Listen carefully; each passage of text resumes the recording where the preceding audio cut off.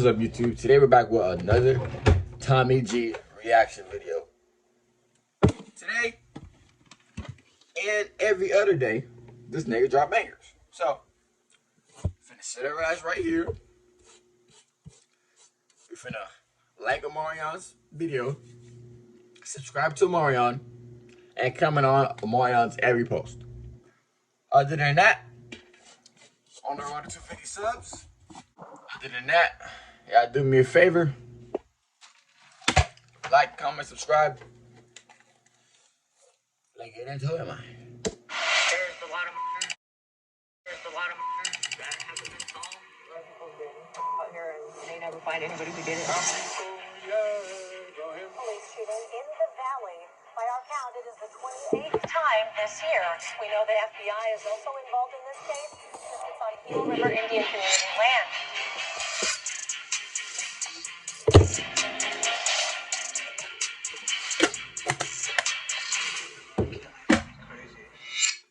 For white boys like me, native reservations are hard places to access, and understandably so.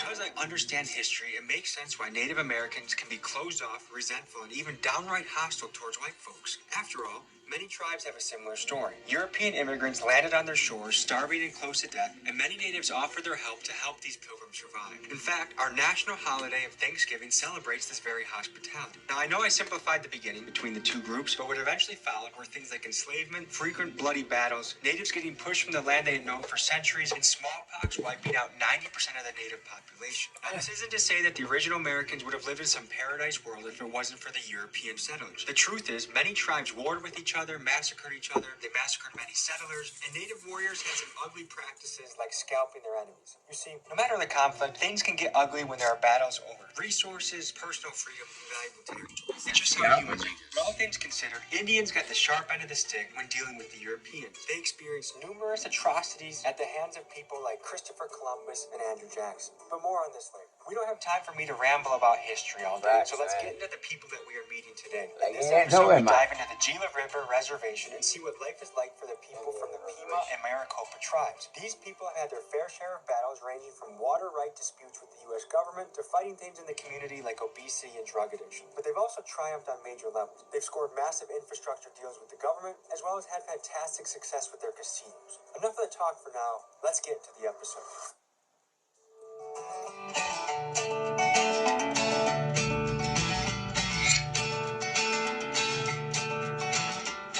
In the first part of this journey, we are welcomed into the home of Grandma Sandra, a town staple who cooks for us and tells us about the culture and community. Here we go. Hi, Tommy. Sandy, Nice to meet you. What land are we on right now? we're on the Gila River. Can you tell me any of the Gila history of River. this place? The Pima is called Acamil Ato. That's the name of our people. And we've been here from the very beginning. In fact, our land is in Phoenix, the whole area of Phoenix. We're related to the Hohohokum tribe. The white folks came, all the tribes got put on reservations. And this is our reservation that we have now. I'm going to give everyone their first reading assignment so far on the channel. There's a book called Bury My Heart at Wounded Knee that everyone should read. Imagine for a moment that the Chinese began taking over America and that the way they made peace with us was by forcing us to sign treaties that removed us from the wonderful land we grew up on and forced us to move to the shittiest areas they could find. Places where crops can barely grow and the resources are slim. And on top of that, the minor concessions they did offer to us in the treaties, shortly after, they would break their word and go back on their promise. Let's take the Sioux people in Nebraska, for example. Once the U.S. government found out that the land that they stayed on had valuable gold mines, they again pushed them to a new and even shittier parcel of land. This is what tribes across the country experienced in their dealings with the U.S. government over the mid-1800s. To best understand the treachery of this period, I recommend you read the book Bury My Heart at Wounded Knee. I read this book in college, and what I learned has stuck with me ever since. This book is linked in my description.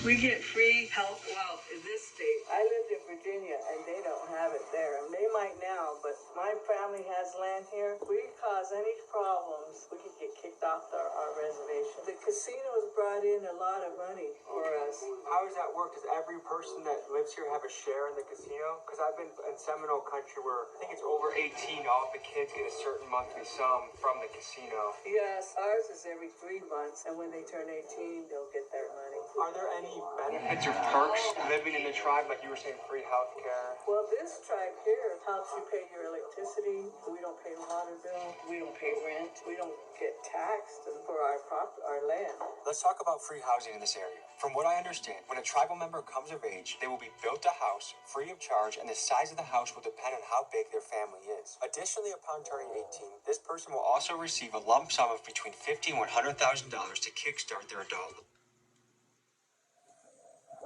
Free of charge, and the size of the house will depend on how big their family is. Additionally, upon turning 18, this person will also receive a lump sum of between $50,000 and $100,000 to kickstart their adult life. And for supplemental income for everyone on the Gila River Reservation, children and adults, they each receive a quarterly stipend ranging from $350 to $650. Now, this country has had a long-standing debate if these practices help or hurt a community. You guys tell me what you think in the comments. We're having What the fuck was that? Bullet holes in the stop sign? Is that a complicated holiday to celebrate?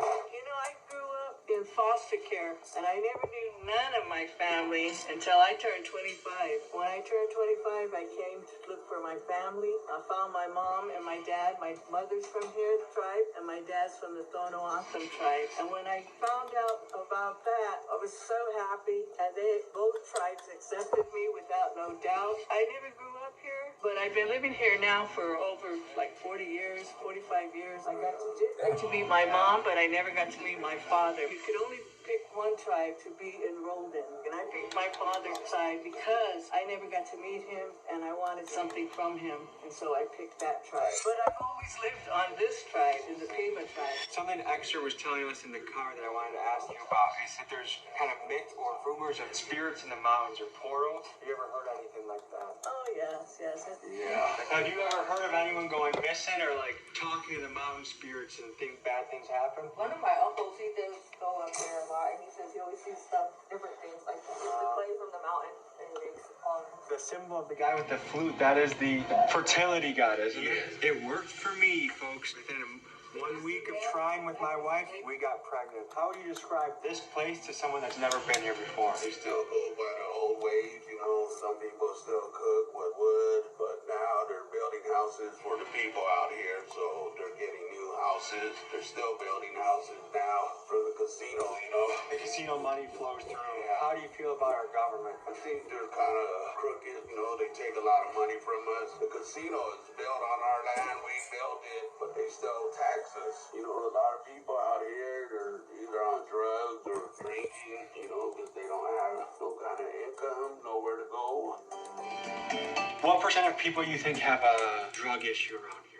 80%. Damn. Is there a good hospital or is there a good amount of medical staff in the area that help with people? Yeah, they got a drug rehab out here, but, you know, very few people go through it.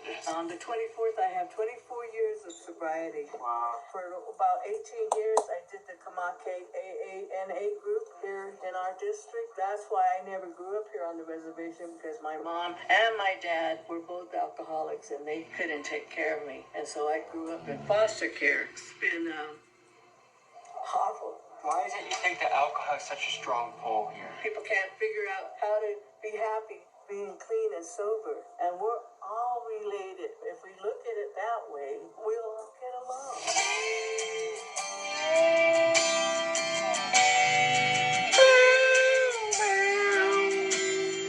Play my banjo. How long do you go on each side? Not even a minute. As soon as this grease is hot, it gets it cooked fast. Is that a tortilla? Almost. Yeah, so this is Tortilla. my dough. This is the flour most natives use, the bluebird. I'm trying to teach my family, my girls, or anybody who wants to, know how to do it so they can carry it on. People be shooting, people be trying to break into the shit. So there's a lot of commanders around here? This part of the security right here. Oh look, someone discarded a toilet right there. If I had to shit and I came across that, I'd be disappointed. People climb all the way up there. Have you been up there? No, I haven't been up there. I'm kind of scared of heights. Yeah, I'm scared of heights too. Somehow we shape shifted. Basically, it's an old human spirit or something. Yeah, it used to be here, a little outhouse. I mean, this is where they used to sell fried bread. What happened? Shit, just time, people getting locked up. She didn't really have much people to help her, so this is what's left of it now. I hear the dust storm comes, it just comes right over that mountain. Everything up. How often does a dust storm come? It can come whenever. Is it usually like one good dust storm a year? Yeah, it's a couple. That's sweet chili. Yes. No, this is beef. This is over 100 years old. Yes. How long do you think this took to make? Ooh, probably a long time. Days? Yes. These are also over 100 years old. There's something special about handmade. Okay, here's your sandwiches. The Navajo taco, all the tribes make that. And it's just beans, hamburger, cheese, lettuce, tomatoes. And that's a... Really good. Thank you. This is going to be such a gringo question, but I don't eat the husk, right? No. You can if you I didn't mean to embarrass myself, but... Nigga said, call himself a gringo. Yeah. Good. Well, Grandma Sandra, you filled our bellies. We appreciate you for that. The circles. Bow, bow, They bow. blocked off the playground? Why did they do that? Because you get a lot of kids that just go hang out and crazy. Are these abandoned? Are people living in I know right here. Look. Do you think anyone's living in there? So are there gay affiliations around here? Yeah, it's by zones. I think this is zone 6. People around here be like, man, I couldn't find no pills, so I started smoking meth. The fuck? About me, it's right over here. We're in the circles, which is called the project. This is mostly where everybody lives, I guess. Oh, Back in the so day, it's called the hood, there was a lot the of hood. gangs out here. There's still gangs out here now. Back in the day, it was pretty crazy. You grew up around here? Yeah, I grew up over here. There was just a lot of shootings, a lot of people dying from shootings, you know. The airbag was out here a lot. There's still gangs out here now, but they're a lot younger, you know. What's the relationship with police around here? They don't really do their job around here. There's a lot of murders that haven't been solved. A lot of people have been out here and they never find anybody who did it. Is this a place where people feel comfortable to call the police when something goes down? Not so much, I guess. It's a small community, so people know people. And they'll know if you call the police on them. Is there anything you could tell the people about the circles? Don't come through here at night. If you don't know nobody, it's really dark around here. Yeah, I don't see not one street light out there. From the rest. But this has been here for ages. This was an old boarding school. Back in the day, my mom was in a boarding school here. She was small all the way to 13 when she came out of the boarding school. She don't really talk about it. I asked her. She just gets quiet. So, and they did a lot of, you know, the molesting and all that. Some kids died, you know, in their hands. It's crazy how much child molestation the Catholic Church has gotten away with. Yeah. We have got to talk about Indian boarding schools. These places were awful. In 1819, the Civilization Fund Act was passed with the intent to civilize natives and assimilate them to Anglo-Saxon culture. The stated purpose of this act was to kill the Indian and save the man. And in doing so, a few hundred schools were created and ran by the Catholics and other Christian denominations. Hundreds of thousands of kids were forcibly removed from their home, and in the loving name of Jesus, these Christian schools doled out beatings, forced labor, sexual abuse, and a complete crushing of native culture to these kids. With rulers, whips, and sticks as their tools of choice, nuns relentlessly played whack-a-mole on their native students. And if hell exists, these nuns are certainly there, and I hope Satan is playing whack-a-mole on them. And if this imagery isn't enough to infuriate you, imagine if the Taliban took over your town, took you from your parents, and beat the dog shit out of you at their schools until you converted to their version of Islam. That would be insane, and that's what this was like. And folks, I'm proud to be an American. Man, I was 100%. watching the first day they It's taking me, undeniable bitch. that we have some You got me. despicably ugly chapters of our past, and the One of you best way to guys. avoid making similar mistakes in the future is to study and learn from My history. brother. What does religion mean to you? Just going to church, you know, going by the Bible, doing good. My mom would bring us out here on the weekends and during the summer. So, like, I went to church in Phoenix a lot. I didn't really come to church out here. Just when I got older, I came to church out here. I noticed you're wearing the Blackhawk hockey team. Yeah, What do you think when a professional sports team has a Native American as their logo? I don't really have a problem with it, but a lot of natives do. Could you imagine if they made a football team called the White Skins? Symbol in the middle, That's the man in the maze. That's our Pima symbol. That's a good symbol for life. Yeah. I think we all feel pretty lost throughout life. Yeah. Sometimes you feel like you know where you're going, but for the most part, it's like, where the hell am I, right? Not wrong, Tommy. Not fucking wrong, brother. Thank you, brother. Grandma's taking us in the mountains right now. She wants to show us some things. Stolen cars from town come out here and dump stuff over here. What? There's been a lot of bodies found, not here, but over in another section of the res. This was now the third person that had mentioned something about people going missing and bodies being discovered at the reservation. In fact, a Google search will tell you that another body was found on the Gila River Reservation as recently as January of this year. And if you take a closer look at this trend, you'll discover that bodies have been discovered on reservations in Montana, Wisconsin, New Jersey, all in the early months of 2024. I even got a DM in January about this happening on a reservation in Winnipeg, Canada. It's worrisome how many women on reservations go missing or end up murdered. A study from 2008 showed that Native women get murdered at a rate that's 10 times higher than what's usual across the country. What's more, most of these cases don't even make it into the Department of Justice's missing person list. And get this, murder is the third most common way that Native women die, even more so than strokes, liver problems, or diabetes.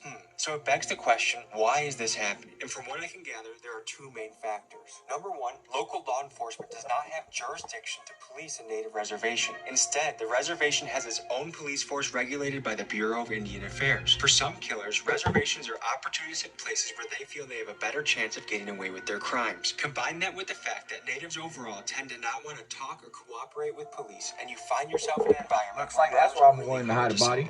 Myself, I used to come up here, drive all the way up there. There's a road you can take, but it's been a long time. And I had a four-wheel drive truck, and I used to go up there and party up there, drinking and get high and all that. How far is it off-road? Far.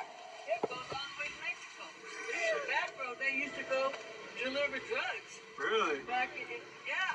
Grandma's starting to take us on a crazy adventure. Facts. Bodies, stolen cars, Drugs. trafficking to Mexico. Grandma.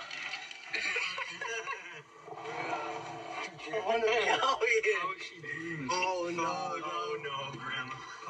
Huh. This is a bad idea. Yeah. Oh my God. Jesus.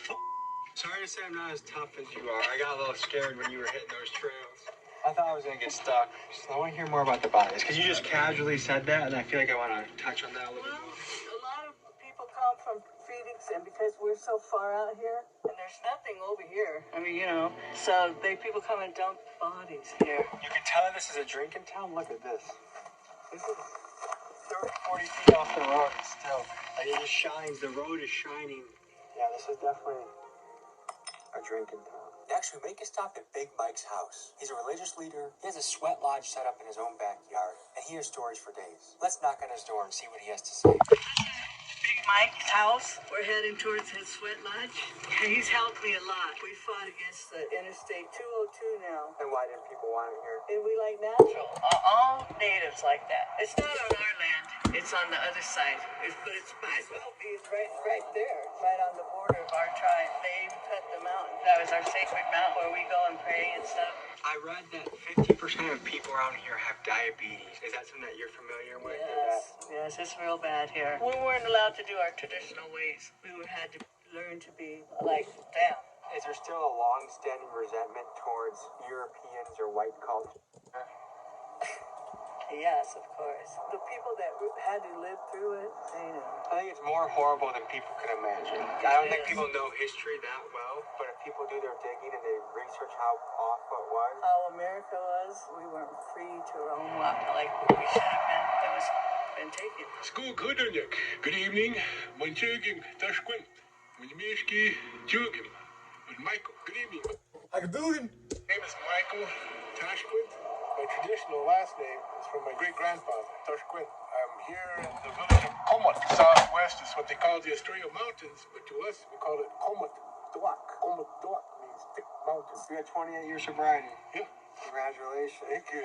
What made you start that journey? 93, I lost my brother up the road here. He got hit. We were going up to go get some more beer and everything like that. We're coming back and we were just coming up the road here. Just on the other side, there were those houses on that side began. This people hit a horse. The woman, you could see where she hit the windshield. Her face is all bloody. as we were going by, the door on the driver's side was open and there was a guy laying on. So I told my cousin, pull up behind him. And they pulled up behind me. My brother already jumped out. He ran over there. Just as I got on, I heard my brother go to the other side and he was checking on the woman. And I heard my cousin yelling out, Chris, look out, there's a car coming, there's a car coming. And then next thing I know, my brother was standing with the door here and he was waving his hands like this. Well, they missed the car, but they hit him right there. And he just went over it and everything like that. I got out of the back seat of the car and I just turned and I looked and I seen him get hit in his head, raised blood and everything like that. And I was over him like this, I was laying on top of him like this, and I kept telling him, don't leave me. Don't leave me. I need you. You're the one that's holding my leash. My brother was the guy more or less controlled me. If I was going to kick somebody's ass, he would say, go kick their ass. And I say, really? And I go over there and kick their ass. I ended up getting deep into drugs. I didn't give a shit about anyone. The final point came was that one night, I guess we were sitting there drinking and everything like that. I was sitting there rolling up joints, sprinkling with coke.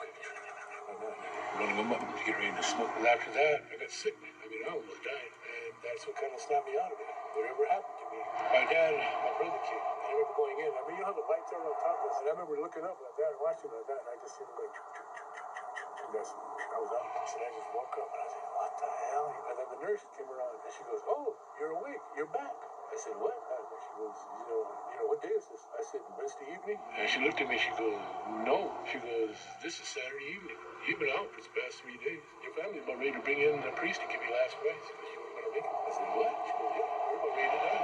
I remember I started walking and I was going in something like gray. It was just all gray. And all of a sudden, out of this side, I see this black figure come out like that, And I heard my brother start laughing. He goes, what are you doing here? You don't belong here. It's not your time. And the other side, I see another figure on this side. My dad, I heard his voice. It's not your time, he said. You need to go back. Come on, we'll take you back. And as they were coming back, they started telling me about sobering up, changing my life, doing the things I needed to do. I woke up, and that's when I woke up in the hospital.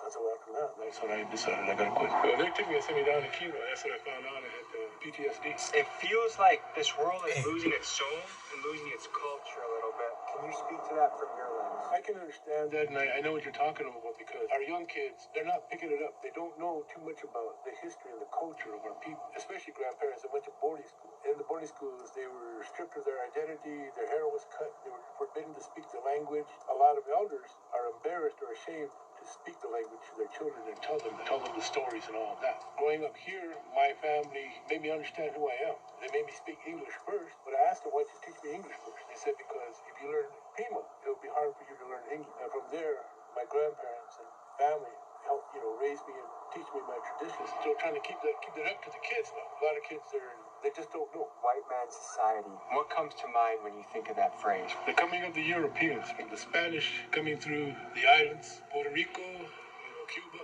from there establishing their ports and everything like that. And from there coming across to Mexico, South America, enslaving the indigenous people, all for gold, silver, and land, and everything else like that. Then again, too, the Europeans, the French, the English. The Dutch, they say, were the only people that kind of took care of the native peoples. But when you look into the history of the English, Spanish, and the French, they stole, they conquered, they lied, they paid for the bounties of scalps. All of them, Spanish, French, English, women, children, elders. The thing about the border, they talk about all the people that are from Mexico and all that way. Those are indigenous people, even the Mexicans. That's not the right word for Mexico. It's Mexica. That's the thing about the white man's society, Europeans coming here just trying to make us totally assimilate us. What are some spiritual beliefs of this land? When the son married, he brought his wife home. If the sister married, she married out of the family. What are the biggest challenges facing this community? We're doing good. I can't really say anything wrong or anything bad. Through the casino revenues, the tribe is taken care of. There's money through the gaming compact that goes to all 7 districts. That money helps take care of it. What kind of benefits do tribal members receive from the casino? Nothing really from the casino. The only thing you get is just the per cap that we get every month. I mean, every 4 months, every quarterly. But like I was saying, is it the same for everybody, or does it change by age, or how do they? No, it's the same. It's the same. It's set at one set amount, but it's different. Each quarterly is different, depending on what these casinos make. My first house, my mom and dad built themselves. Second house, the Bureau of Indian Affairs built it for me. And this one is the tribe built it for me. And again, it's in the gaming compact that homes are supposed to be provided for all their own tribal members. Final thoughts you have, or anything you would like to say to the audience out there? I just turned 70. I go to the gym all the time. I wanted to do with my wife to go in there and put it on our Facebook. Here I am, my birthday, 70 years old, still working out, Come on in and come work out with me. Diabetes is a very, very very high thing here on my reservation. From what I saw with the numbers, it's over half. Yeah, at one time I was like close to 800 pounds. Right now, Ooh.